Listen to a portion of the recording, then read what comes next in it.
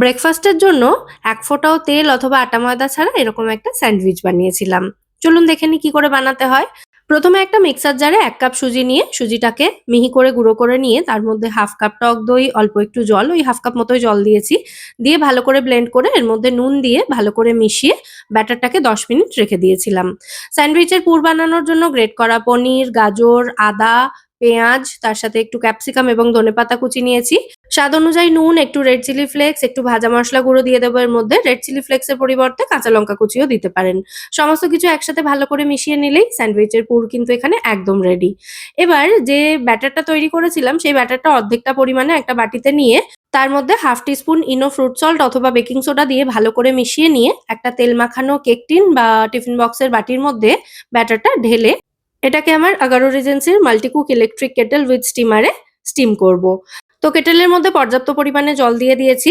আর কেটেলের সাথে যে অ্যাক্সেসরিজ গুলো দিয়েছিল তার মধ্যে থেকে এই স্টেনলেস স্টিলের র‍্যাকটা নিয়ে জলের মধ্যে দিয়ে দেবো যাতে কেক টিনটাকে সহজে জলের মধ্যে বসানো যায়। তো র‍্যাকটা জলের মধ্যে দিয়ে দিলাম। দিয়ে কেটেলটাকে সুইচ অন করে হাই টেম্পারেচারে রাখলাম।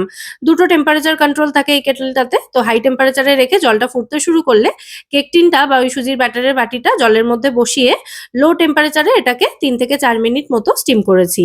৩-৪ মিনিট পর জলের ওপর থেকে বাটিটাকে তুলে নিয়ে স্যান্ডউইচের এই নিচের লেয়ারটার ওপরে পরি মসলা বা গান পাউডারের একটা লেয়ার তৈরি করেছি। আর তারপর যে পুরটা তৈরি করেছিলাম সেটার একটা লেয়ার তৈরি করেছি। তার উপরে বাকি অর্ধেকটা যে সুজির ব্যাটার ছিল তার মধ্যে 1/2 টিস্পুন মতো ইনো ফ্রুট সল্ট মিশিয়ে নিয়ে সেই ব্যাটারটা দিয়ে এই পাত্রটাকে ঢাকা দিয়ে এটাকে আবারও স্টিম করব ১২ থেকে ১৩ মিনিট। নামানোর সময় এরকম একটু টুথপিক দিয়ে চেক করে নিচ্ছি যে টুথপিকটা পরিষ্কার বেরোচ্ছে কিনা। টুথপিক পরিষ্কার মানে এটা কিন্তু খুব ভালোভাবে স্টিম হয়ে গেছে বা রেডি হয়ে গেছে। তো কেটেলটা সুইচ অফ করে দিয়ে এটাকে আমি বের করে নিয়েছি।